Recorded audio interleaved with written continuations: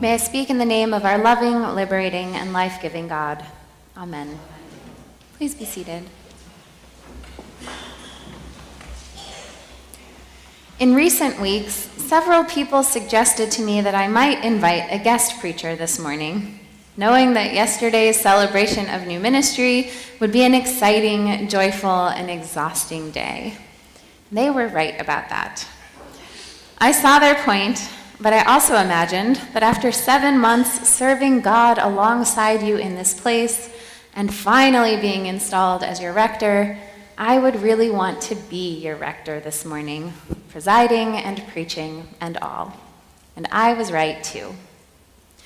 And as much as I am filled with hope and excitement about all that is to come, all that we will share, as much as I want to linger in the feel-good wake of yesterday, it's probably good that today's readings get right into the complicated and difficult topic of forgiveness. Because when it comes right down to it, ministering alongside one another, being the church, means working closely together, growing together, rubbing up against one another, and at some point or another, inevitably bothering one another, disappointing one another, intentionally or unintentionally, hurting one another. I hope that my ministry here will always be as pleasant and productive as it has been these last 7 months. But I also know that we're human, prone to mistakes and misunderstandings, and that there may be disappointment, hurt feelings, and division among us at some point, as surely there has been in the past.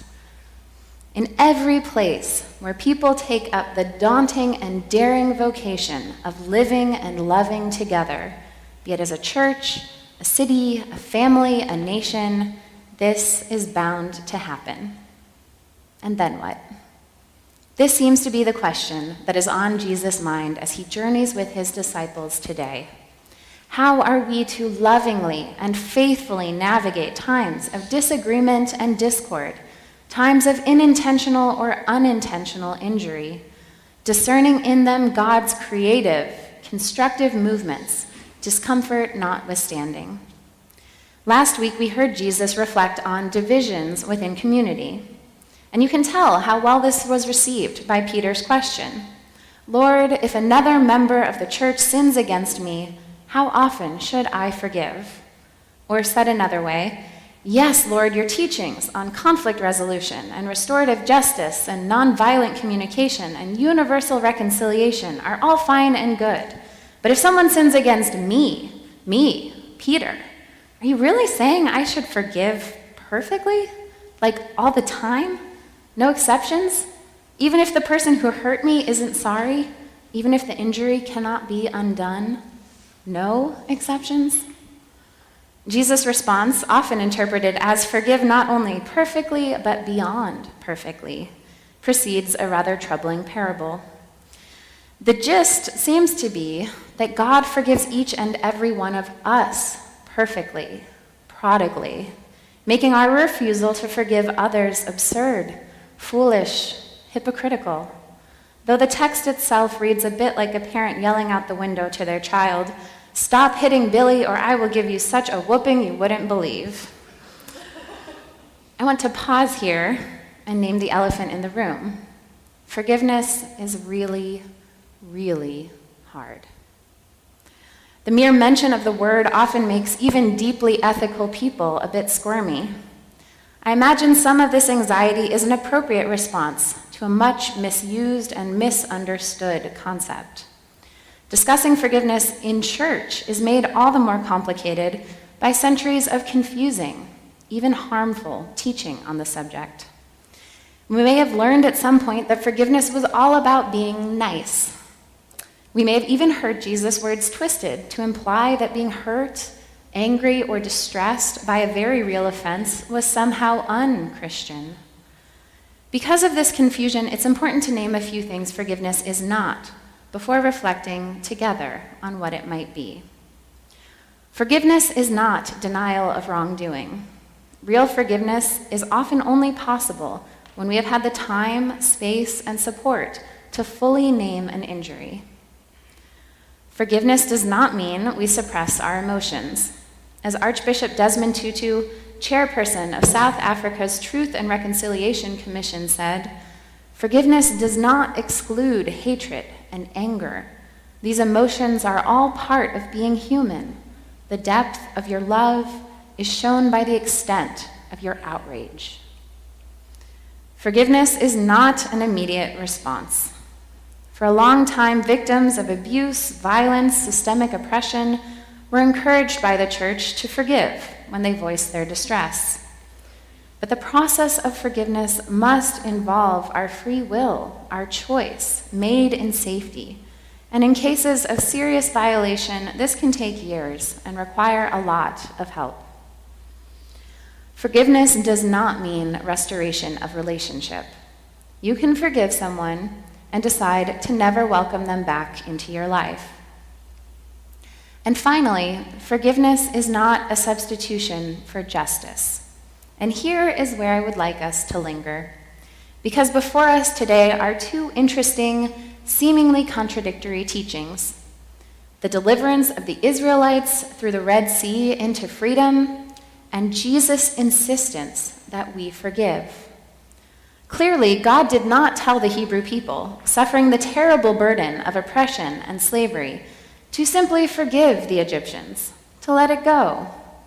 Just as in our world today, in every place where there is discrimination and exploitation, abuse and violation, God does not abandon us to passive acceptance or codependent apathy, but works actively to break the bonds of injustice, to free us from the ties that bind, be they cultural systems of inequality or unhelpful patterns in interpersonal relationships.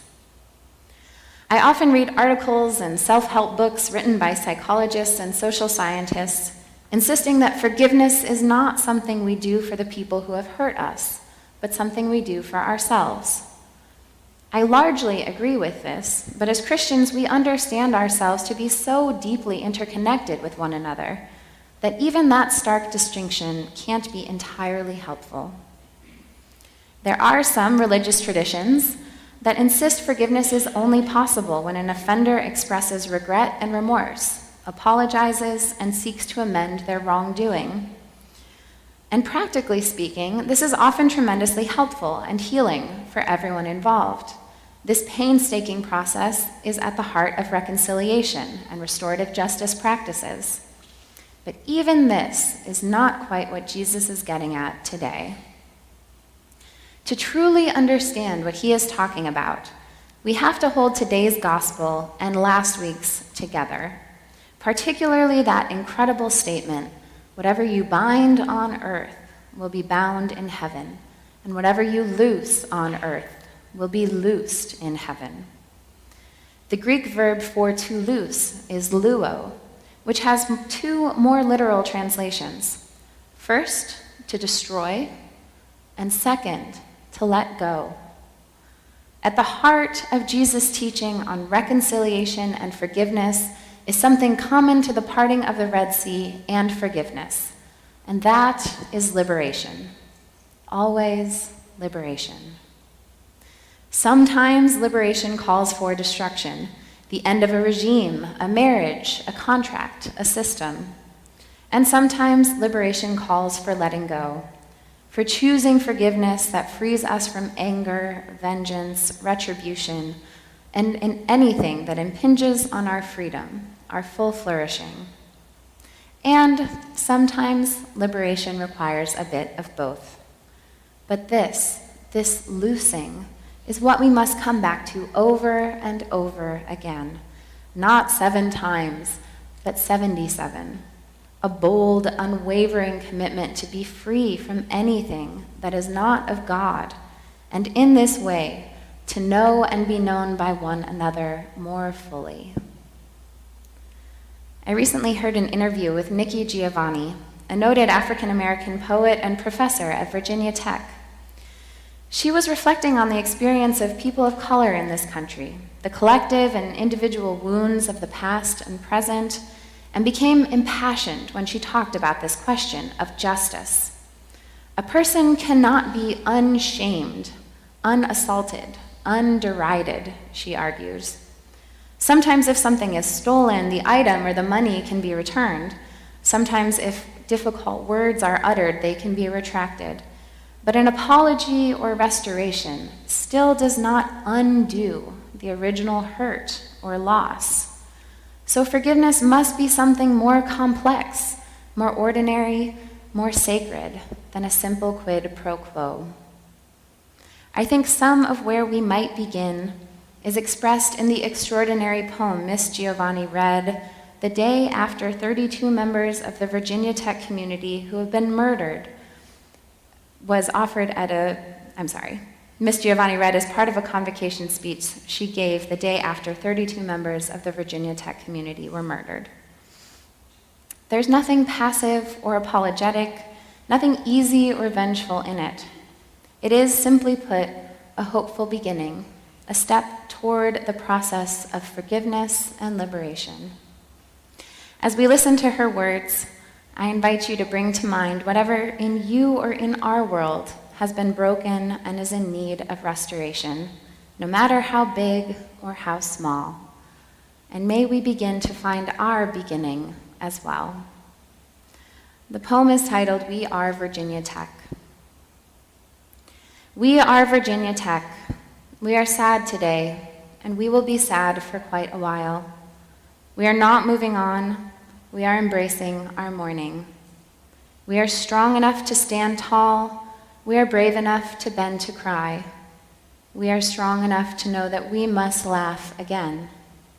We do not understand this tragedy. We know we did nothing to deserve it, but neither does a child in Africa dying of AIDS. Neither does the baby elephant watching his community be devastated for ivory. Neither does the child looking for fresh water. No one deserves a tragedy.